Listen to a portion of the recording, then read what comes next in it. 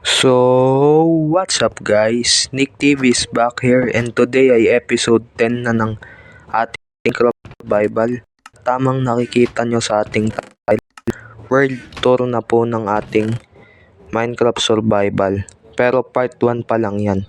Aabot pa to ng plano kong episode 1 na tayo ng part 10. At ngayon ay pinapakita ko pa lang sa inyo ang aking mga nagawa.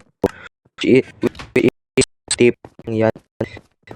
Kasi nabisi ako sa mga gawain ko sa school sa bahay. At di ako nakapag-upload kasi nagka-problema ako sa aking battery. Ano na cellphone kaya hindi ako makapag-record. At hintayin muna natin ng gabi. At edit na lang natin to para mabilis. Boom! Okay, tanghali na. Simulan ulit natin mag-explore. Ito nga pala ang ating balcony, which is maliit lang. At punta naman tayo sa ating farming area. Sa katabi lang netong bahay na to sa labas.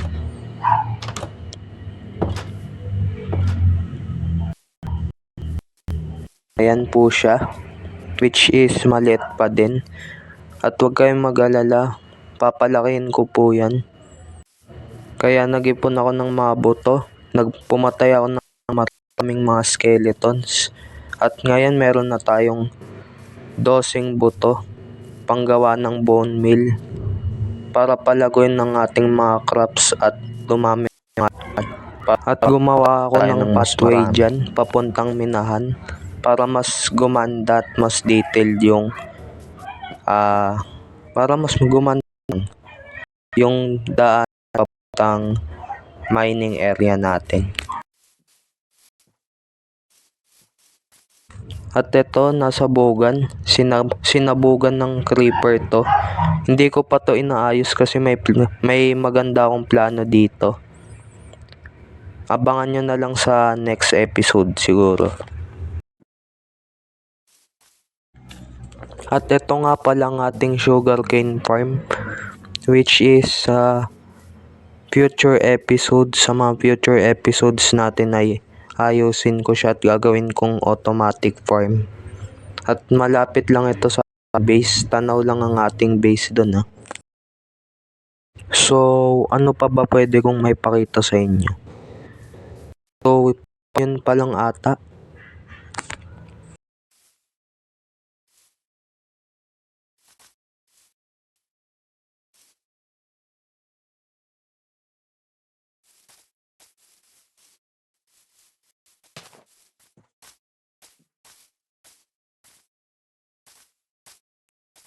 So, akyat tayo sa burol na to para makita natin kabuang view ng base.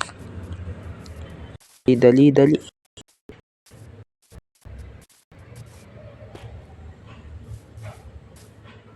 So, ayan. Ang kabuang view nating base. Ayan, no. Yan po siya. Mining area. Ating house, ang ating farming area, at doon ang sugarcane farm. Wait lang, huwag ka munang aalis. Ito na yung buto. Guys, may nakita akong wolf. Isa lang, tame natin to. Uy, wow. Buto lang ang bite Wait lang, patayin ko muna tong creeper na to. Ay, wait lang, wag na, panain na lang to.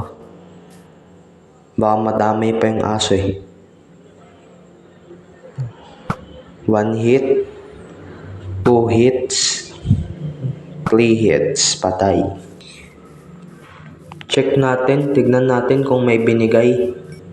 Walang binigay na gunpowder. Masamang creeper yun. At ipasok na natin ang ating alagang aso sa bahay.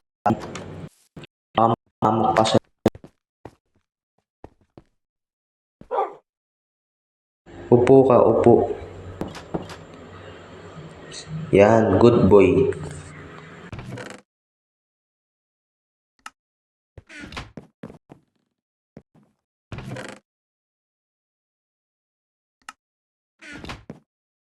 At huwag mo na rin palang kalimutan mag-like, share, comment, and subscribe.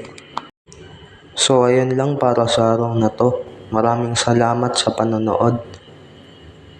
At see you soon sa iba pa nating next video. Goodbye!